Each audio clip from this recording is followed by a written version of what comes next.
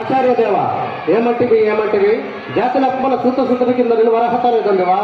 ఎంత మాట. ఇది క్షేత్ర పరీక్ష గాని క్షత్రియ పరీక్ష కాకూడదు. ఇది కుల పరీక్ష అందువా. నీ తండ్రి భరద్వాజుని జన్మం ఎట్టిది, అటు జుభుక్షాపరమైన నీ సంభవం ఎట్టిది, మట్టి గుండెలో పుట్టిది కదా. నీది ఏ కులం? ఇంత ఏళ అశ్వత్ పితామహుడు గురుకులైన శాస్త్రముడు శివసముద్రి భార్య అయిన గంగా జరుగులో జన్మించలేదా? నీది ఏ కులము? నాతో చెప్పిస్తున్నావయ్యా. మన వంశాలకు మూల పురుషుడైన వశిష్ఠుడు దేవవేశ అయిన ఊరసిపుత్రుడు కాదా?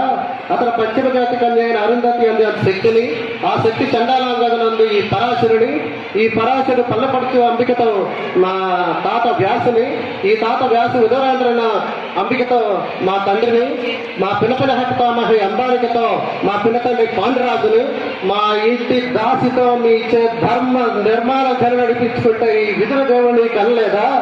సందర్భానుసారములను బట్టి ఈ కురువంశము క్షేత్ర బీజసారము ఏనాడో కులవిహీనమైనది కాగా నేడు కులము అని ఈ వ్యర్థవాదం ఎందుకు?